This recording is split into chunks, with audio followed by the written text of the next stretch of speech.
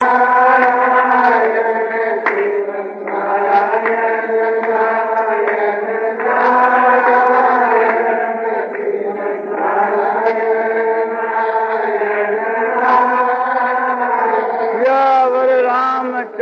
की और मुक्त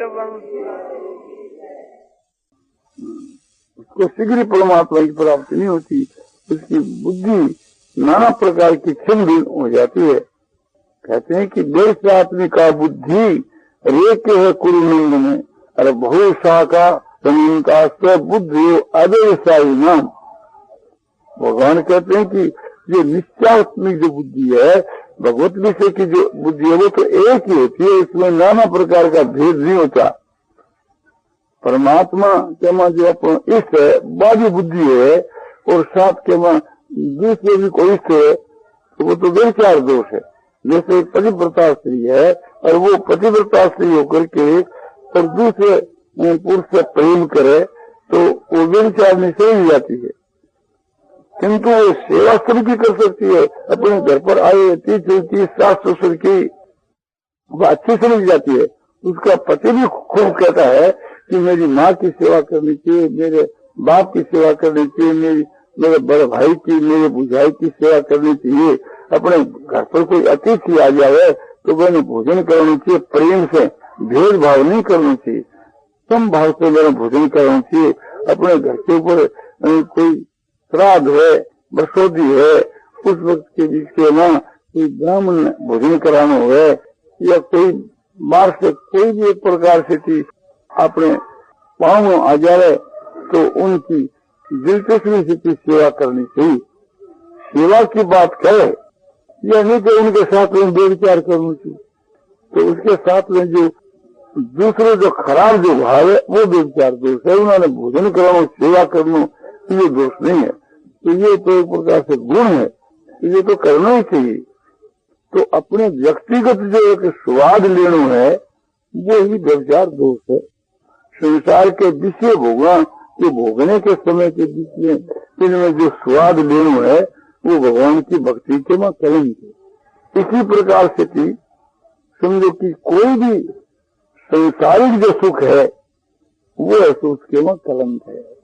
तो मांगते ही विचार भक्ति योगी सेवती। भगवान कहते हैं जो मुझ परमात्मा में अभिविचारणी भक्ति के द्वारा, भक्ति योग के द्वारा जो मेरी उपासना कर रहे हैं वे इस गुणों से पार होकर के और गुण की प्राप्ति के लिए पात्र रसो बन जाते हैं। नहीं वो लेना जो है ये शिक्षा रखना चाहिए कि यह अभिप्राय योग है कि जैसे हरेक चीज के मां, हरेक चीज को जो विषय के मां या वास्तव में चाहिए कि जैसे यहाँ बगीचे है और उसमें पुष्प की सुगंध आती है, वासन में तो उसमें दुर्गंध आती है, दोनों चीज आती है, किंतु हम इस उद्देश्य से पुष्प तोड़ करके सुगंध देकर उसमें रस लिए वो हमारे लिए नीचे दर्जे की चीज है। इसी प्रकार से हम भोजन करते हैं तो उसमें खारा है वो खारा लगता है, करेला खारा लगेगा, और उसके वहाँ समझो कि जो सफेदंदी का साग है वो मीठा लगेगा, उसमें चीनी दी होगी कोई साग में तो चीज मीठी लगेगी। तो वो खारा मीठा ये खटरस है, इसका ज्ञान तो जीवा को होगा ही, इनके व्यवहार कैसे होगा। किंतु स्वाद की दृष्टि से भोजन करे कि बहुत ही स्वादिष्ट चीजें वो बने दे, चाहे शरीर के लिए हानिकारी हो, वो जो विशेष जो रस, तो रस के उद्देश्य की को जो आपने भोग करना है, शरीर के निर्वाह की दृष्टि से दोष नहीं है। शारीरम केवलम कर्म कोरोना प्रति क्रियम, किंतु वह एक स्वाद है। जैसे कपड़ा है, शीतकाल है तो कमर से भी शीत की निवृत्ति हो जाए और दुसाले से भी निवृत्ति हो जाए, तो एक प्रकार से शोक से दुसाले हो जाए तो वो एक अपने रस देने से, और अपने तो उसके शीत की निवृत्ति करनी है, चाहे कमर हो, चाहे दुसाले हो, और चाहे कोई चट हो, समझा। ये होना चाहिए कि दूसरे ने किसी ने वो नहीं मालूम जो है, दूसरे ने दो वो नहीं मालूम जो है, उस वर्ण आश्रम के अनुसार समझो कि दूसरा के लिए वो बाधक नहीं है। इसो नारायण नारायण नारायण श्रीमन नारायण नारायण श्रीमन नारायण नारायण श्रीमन नारायण नारायण नारायण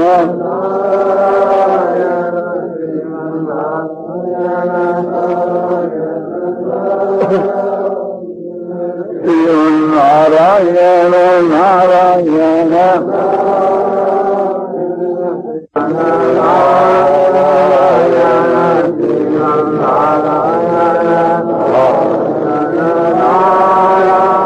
और रामचंद्र की है और फिर अपने उस निष्काम कर्म योग के प्रकरण पर आ जाता हूँ कि कोई भी भाई मुझको अपना संकट निवारने के लिए या कोई पुत्र की प्राप्ति के लिए, धन की प्राप्ति के लिए, आरोग्यता की प्राप्ति के लिए आदि आदि जो उपाय पूछते हैं, अनुष्ठान पूछते हैं, तो में जो पारमार्थिक विषय जो है, जो दैविक जो विषय है, जो आध्यात्मिक जो विषय है, उसके साथ में संबंध उसका नहीं जुड़। संसारिक जो औषध दवाई खान पान है, ये तो बीमार को बतला दी जाती, और रुपयों के विषय के में जैसे कोई व्यापार है वो समझ में आ जाए तो उसको सलाह दे दी जाती है। किंतु ये अमुक अनुष्ठान कर लो, अमुक देवता की पूजा कर लो, भगवान जो है उससे कि अपने इस चीज की मांग कर लो, ये प्रयास करने का अभ्यास नहीं है। कोई पूछता है कि कोई अनुष्ठान सहकाम भाव से, मुझको अनुष्ठान बहुत से आदमी पत्रों में पूछते हैं और उनका ये उत्तर परा दिया जाता है, मेरे अभ्यास नहीं है और मैंने इसको अनुभव नहीं है, इसलिए इनके जो जानकार है उनसे आपको पूछना चाहिए। तो विद्वानों से, पंडितों से, जो इसके जानकार है उससे पूछना चाहिए। तो ये ख्याल करना चाहिए कि एक प्रकार से तो उसको चेतावनी दी जाती, किंतु मैं समझे तो उसका मैं क्या उपाय करूं। हमारे सत्संगी भाइयों के बीच में, पुरुषों के मां, स्त्रियों के बीच के मां भी ये अज्ञान अभी है। मैं समझूं कि यदि सबके मां निष्काम भाव हो तो इतना समय लगने को कोई कारण नहीं है, कोई युक्ति हमारे समय नहीं आती है, शास्त्र में कही ये बात नहीं आती है।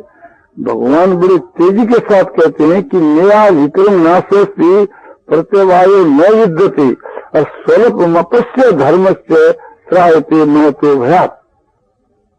अर्जुन, ये निष्काम जो कर्म है, निष्काम जो धर्म है, एकदम आपने समझो कि स्वार्थ को त्याग पूर्वक जो एक क्रिया को करना है, इसके आरंभ का नाश नहीं होता। थोड़ा भी जो आरंभ होता है तो वो धैर्य जमा करके रहता है, क्योंकि योग जो है, निष्काम कर्म योग है, वो नित्य और सत्य है, तो सत्य का नाश होता नहीं। तो इस वास्ते सहकाम जो कर्म है वो फल देकर के समाप्त हो जाता है, और जो फल की इच्छा नहीं की जाती और किसी भी प्रकार से उसका हम फल चाहते ही नहीं, वो निष्काम कर्म है। तो निष्काम कर्म योग की इतनी महिमा भगवान ने खुद गीता की दूसरी अध्याय के 40 के श्लोक में बतलाई है कि ये शुरू हो गया तो बस चढ़ जम जाती, उसका फिर नाश होता ही नहीं।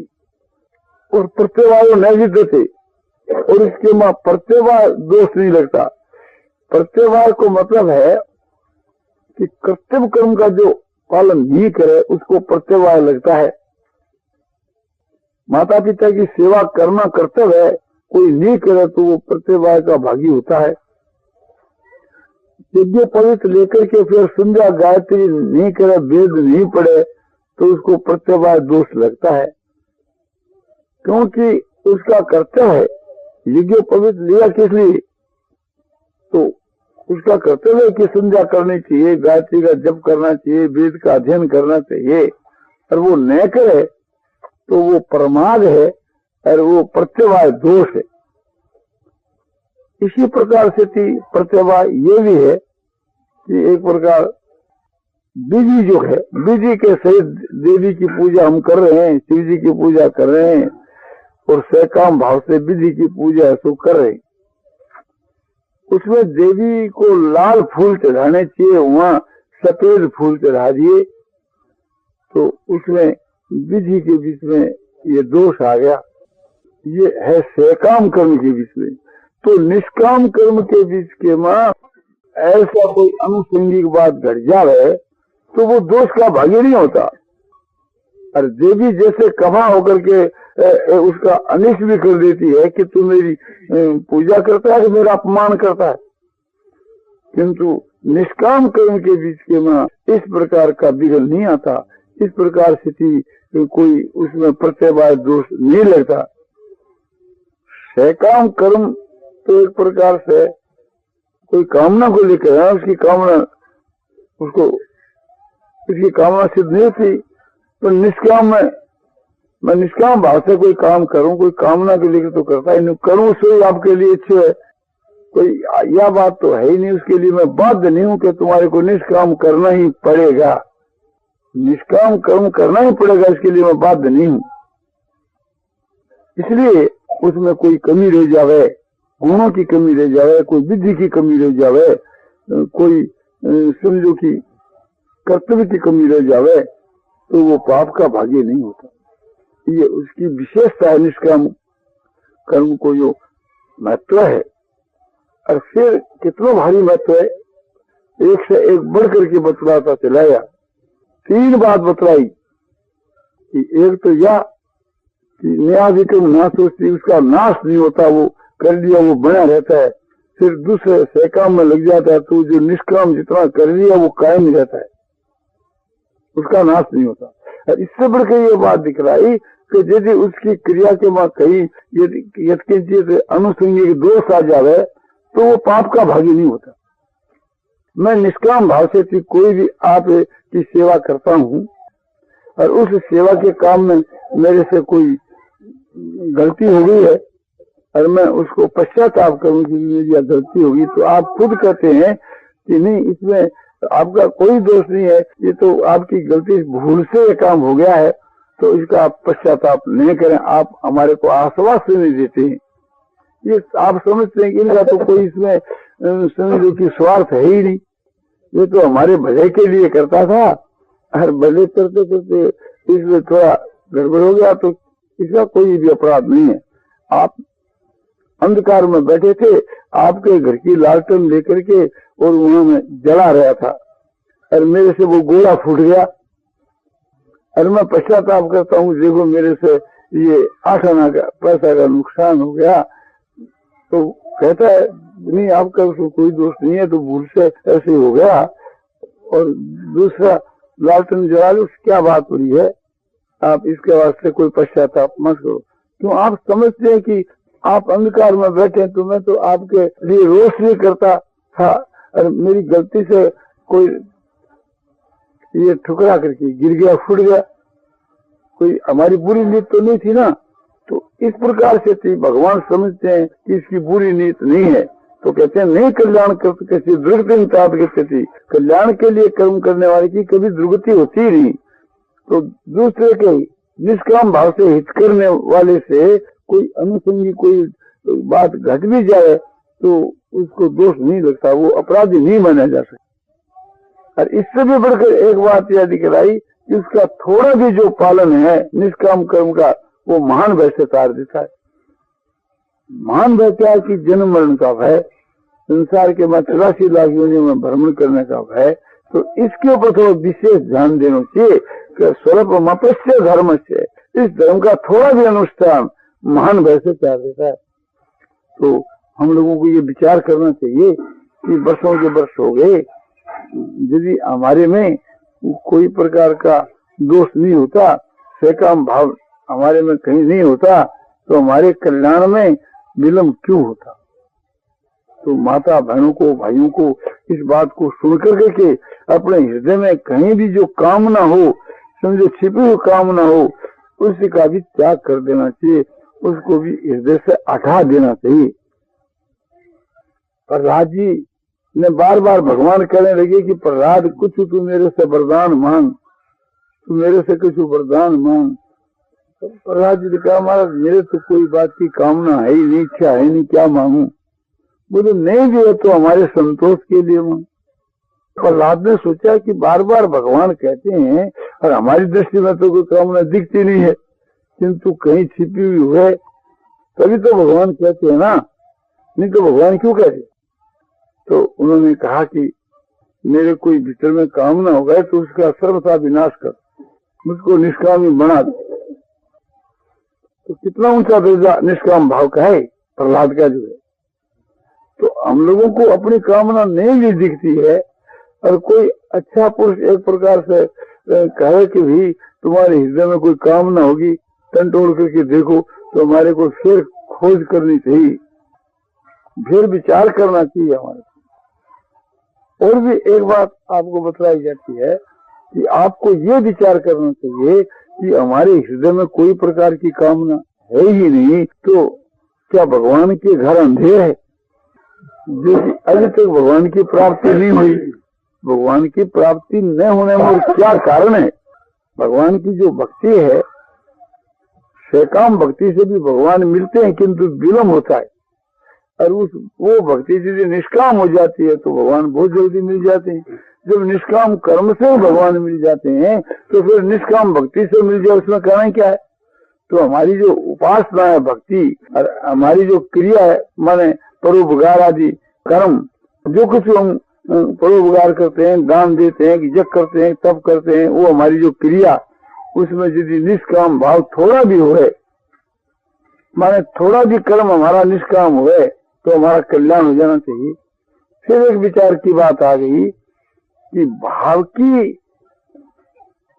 जो अल्पता की, कर्म की अल्पता, माने थोड़ा ही कर्म उद्धार कर देवे या थोड़ा ही भाव उद्धार कर देवे। बोलो भाव यदि थोड़ा है तो पूर्ण होकर के उद्धार करेगा, भाव तो पूर्ण होना ही चाहिए। भाव निष्काम, एकदम निष्काम भाव होना चाहिए, उसके बाद के हमारी थोड़ी भी जो क्रिया है तो उद्धार करने वाली हो जाती है, एक मामूली क्रिया कल्याण करने वाली हो जाती है। भाव तो पूर्ण होना ही चाहिए। भाव में जो कमी है उसकी कोई प्रशंसा नहीं करती, वो तो व्यभिचार दोष है। तो भाव हमारा पूर्ण होना चाहिए, निष्काम भाव के में कमी नहीं रहनी चाहिए। निष्काम भाव से हम क्रिया करें तो थोड़ी भी क्रिया से हमारा कल्याण हो सकता है। तो बोला एक काम तो हम निष्काम भाव से करें, एक करें सकाम भाव से। तो सकाम भाव का तो समझे कि फल आपको मिलेगा, और निष्काम भाव से जो आप करते हैं उसका फल नहीं मिलेगा। तो वही चीज जो सो आपके हृदय के पूंजी के रूप में आपने हृदय में जमा रहेगी, किंतु भगवान की प्राप्ति अभी नहीं मिलेगी, क्योंकि आपके वहां व्यभिचार दोष करता है।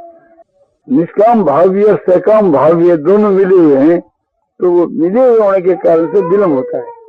और निष्काम जो भाव है होने के साथ ही परमात्मा की प्राप्ति हो जाती है, विलम्ब नहीं होता। तो हमको ये कोशिश करनी चाहिए कि किस स्थान के बीच के वहाँ हमारे सकाम भाव है, ये विलम्ब क्यों हो रहा है। हमारी भीतर में कोई मान की कामना है, बड़ाई की कामना है, या प्रतिष्ठा की कामना है, या शरीर को पुजाने की कामना है, क्या कामना है देखने की। तो कंचन और कामने की जो इच्छा है यह तो बहुत नीचे दर्जे की चीज है, किंतु इसके बाद के मान बढ़ाई और प्रतिष्ठा की जो इच्छा है उसको भी कुकर की विष्ठा के समान समझ करके उसका सर्वथा त्याग करना चाहिए। इसीलिए भगवान बार बार कहते हैं विहाय कामान ये सर्वान, सर्वान कामान विहाय कामान ये सर्वान पुमान सरती निष्प्रिय निर्ममो निरंकार शांति मुदि गच्छति। ये पुमान जो पुरुष संपूर्ण कामनाओं को त्याग करके और ममता और अहंकार से रहित होकर के, सप्रिया से रहित होकर के जो विचरता है वह शांति को प्राप्त होता है। और काम कामी नहीं, सकामी कभी ऐसा शांति को प्राप्त नहीं होता। वो परमात्मा को प्राप्त होने पर होने वाली जो परम शांति है वो सकामी को मिलती ही नहीं, न काम कामी। भगवान कहते हैं कामना की इच्छा वाले कामी को शांति नहीं मिलती। तो बात को ध्यान में रख करके और हमारे को निष्कामी बनना चाहिए, और निष्कामी बनकर के मैं निष्कामी हूँ ये अभिमान नहीं लेना। ये जो अभिमान है ये भी उस निष्काम भाव के मां कलंक है। हम लोग कह दिया करते हैं, देखो भैया हम ये तुम्हारा काम क्या, इसमें बताओ हमारा क्या स्वार्थ है, उससे पूछते बताओ इसमें हमारा क्या स्वार्थ है। तो उसको तो लज्जित करना है और अपनी बड़ाई करना, ये भी हमारे लिए एक प्रकार से दोष ही है। इसको भी एक अपने लिए दोष समझ करके इसका त्याग करना चाहिए। तो निष्काम का जो भाव है इसके प्रचार की बहुत जरूरत है, बहुत ज्यादा जरूरत है। तो मैं तो इसके लिए थोड़ी चेष्टा रखता हूँ कि किसी से भी अपना व्यवहार पड़ता है तो दो विषय पर मेरा ध्यान थोड़ा रहे। एक तो ये जो अपवित्र जो दागदरी जो दवाई है समझा, इसके खाने का जो प्रयोग है इसको मैं बहुत ही खराब समझता हूँ। और एक किसी से जो कामना करनी है संसार के विषय की, स्त्री की, पुत्र की, धन की, रुपये, कोई भी प्रकार की कामना करनी है, यह बुरी बात है। फिर भी यह कामना इतनी बुरी नहीं है कि दूसरे के उपकार के लिए, एक प्रकार से दूसरे के हित के लिए कोई कामना की जावे तो कोई दोष नहीं है, किंतु हमारा स्वभाव नहीं है। इसलिए समाज के विषय में भी हमारे से वो कामना आप नहीं होती है, बल्कि एक इसका विरोध किया जाता है। तो निष्काम जो भाव है वो बड़े ऊंचे दर्जे की चीज है। मैं आपको क्या बताऊं, वास्तु के भीतर के बीच के मैं जितना उच्च कोटि का निष्काम भाव कहता हूँ और विचार के द्वारा समझता हूँ, वो तो एक प्रकार से और भी बहुत ऊंचा भाव है, बहुत ऊंचा भाव। मेरी यहाँ तक एरिया है कि यदि मैं निष्काम कर्म योग के द्वारा व्यवसाय कर करके और उन रुपयों का प्रयोग दूसरों की सेवा में लगाऊं तो उनका अंतःकरण शुद्ध हो सकता है। अभिप्राय यह है कि मैं सतता पूर्वक, समता पूर्वक, निष्काम भाव से व्यापार करूं। जैसे समझो कि तुलाधर वैश्य था और उसका जो व्यवहार था वो बड़ा उच्च कोटि का व्यवहार था, तो ऐसा मैं व्यवहार करूं और उससे भी बढ़कर करूं। उससे बढ़कर क्या होता है, बोले उससे बढ़कर ये होता है कि तुलाधर का कल्याण हो गया, उसके घर में रहने वाले थे उनका भी कल्याण हो गया, किंतु उसके व्यापार के अंग के बीच में ये बात नहीं सुनी गई कि दूसरा भी उसके घर के ऊपर भोजन करे तो वह की आत्मा शुद्ध होकर के वह को भी कल्याण हो जाए। तो वह से ऊंचे दर्जे को व्यवहार वो है कि व्यापार करने का केवल उद्देश्य यही हो कि संसार का जिससे कल्याण हो, व्यापार के द्वारा संसार का कल्याण करना। जैसे भगवान श्री रामचंद्र जी ने सरजू की धार से लोगों का उद्धार किया, श्री कृष्णचंद्र जी ने आर्य की धार से समझो कि यदुकुल का उद्धार किया। इसी प्रकार से थी समझो कि आपने निष्काम कर्म योग के द्वारा निष्काम कर्म योग है, उसके द्वारा उपार्जन किया वो जो द्रव्य है उस द्रव्य से दूसरों का उद्धार करना।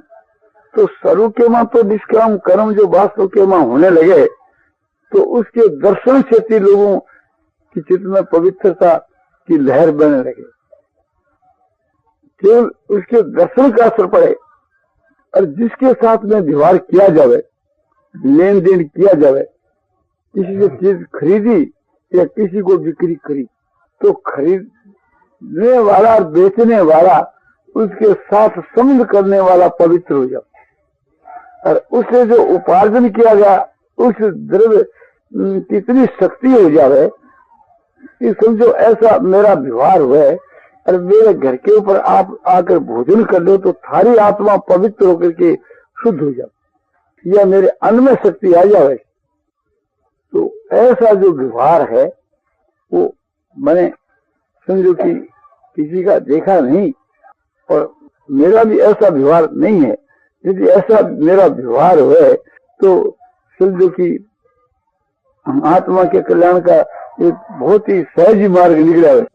जैसे शिवजी महाराज काशी के वहां मुक्ति का सदा व्रत बांटते हैं ना, इसी प्रकार से तो हमारा घर ही काशी हो जाए। हम तो फिर समझो कि सदाव्रत आपने बांटे, वो सदाव्रत ही है, मुक्ति का सदाव्रत है। कोई भोजन किया उसका ही कल्याण, तो वो शक्ति हमारे अन्न में नहीं, क्योंकि हमारे घर का जो अन्न है वो एक प्रकार से आप लोगों की दृष्टि में अपेक्षा करते हो सके कि तो जो अच्छा माना जा सके, किंतु उसमें वो पवित्रता, वो शक्ति कि जिसके भोजन करने से दूसरों का कल्याण हो सके, ऐसा घोर कली काल है। इसके वहां उस प्रकार की उसमें शक्ति लानी बहुत कठिन है, कोई मामूली बात नहीं है। किंतु नीति से, युक्ति से इस बात को मैं मानता हूं कि ऐसा भी हो सकता है, ऐसा भी हो सकता है। कठिन तो जरूर है। इस समय के वहां ऐसा जो जमाना है जिसमें बात बात में झूठ, व्यापार तो इतना गंदा हो गया, समझो उसको हम चोरी कहें या डकैती कहें, झूठ, कपट, चोरी, बेईमानी, दगाबाजी, विश्वासघात, सब एक प्रकार से उसके वहां घटती। ये हो गया हम लोगों का व्यवहार। ऐसे व्यवहार के बीच के वहां जैसा मैं बतलाता हूँ वैसा तो समझो कि जैसे लंका में राक्षस ही राक्षस थे, भविष्ण भी राक्षस था, पर भविष्ण का जो भाव है वो एक प्रकार से समझो कि एक लंका में वो एक अलग ही चीज थी। तो वो तो एक लंका के वहां जैसे अलग भविष्ण था, ऐसा है। तो ये बहुत ऊंचे दर्जे की चीज है। नारायण नारायण नारायण श्रीमन्नारायण नारायण श्रीमन्नारायण नारायण श्रीमन्नारायण नारायण श्रीमन्नारायण नारायण